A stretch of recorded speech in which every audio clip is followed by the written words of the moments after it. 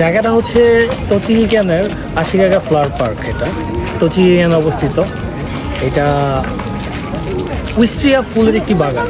তো এই বাগানে অনেক অনেক উইস্ট্রিয়া ফুল আছে। মার্চ এবং এপ্রিল মাসে সাধারণত ফুল ফুটে থাকে। তো এখন শেষের দিক, তো এখন ফুল কমে যাচ্ছে।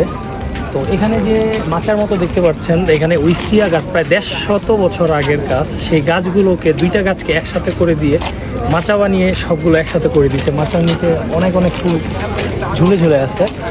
তো শুধু উইস্ট্রিয়া ফুল বেগুনি রঙের যেগুলো, এগুলোই না, এখানে সাদা রঙের উইস্ট্রিয়াও গাছ রয়েছে।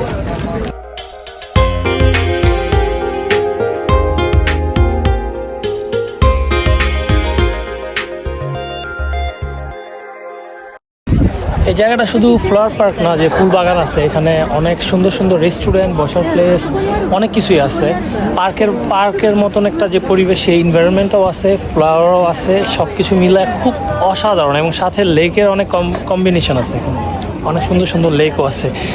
সাথে আপনি হিলি ভিউ তো পাবেনই, পাহাড়ের ভিউ আছে, অনেক সুন্দর জায়গা। মানে এটা সময় কাটানোর জন্য। আজকে যদিও ক্রাউড সিজন চলতেছে, আর সবচেয়ে বড় কথা, জাপানে এখন গোল্ডেন উইক্সের বন্ধ চলতেছে, 4-5 দিন করে বন্ধ। বাংলাদেশে যেরকম ঈদের 4-5 দিন 6 দিন বন্ধ থাকে, তো এরকম বন্ধ আর কি গোল্ডেন উইক্স।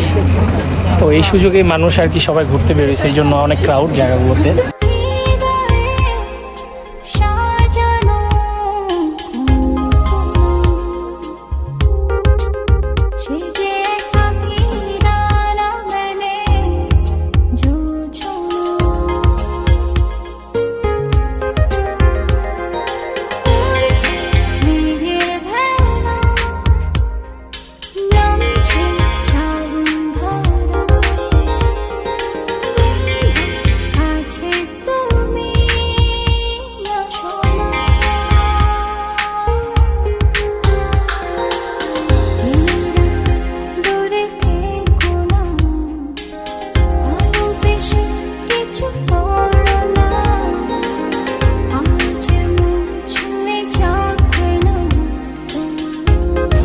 এখানে অনেক সুন্দর সুন্দর ছোট ছোট দোকান দেখা যাবে, যে দোকানে আপনি অনেক হিস্ট্রিক্যাল, অর্থাৎ জাপানের ঐতিহ্যবাহী জিনিস পাওয়া যাবে। এখানে বিক্রি করে ছোট ছোট শপ।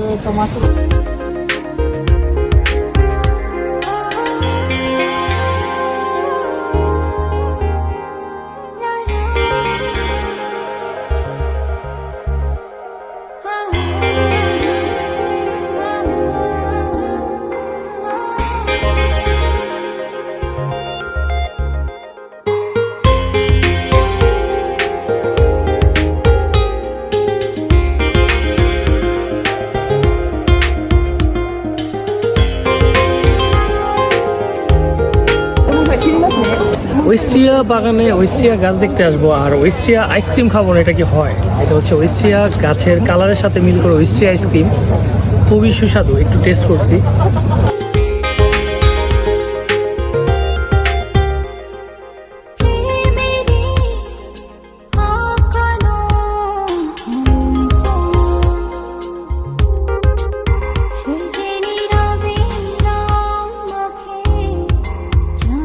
অনেক ঘোরাঘুরি করছি, এখন রাতের জন্য ওয়েট করতেছি। কারণ রাতের বেলা এই গাছের লতা পাতা গাছগুলো সব লাইটে লাইটে ভরে যাবে, তখন একটা কালার তৈরি হবে, সেই রকম একটা ড্রিম ওয়ার্ল্ড ব্যাপার।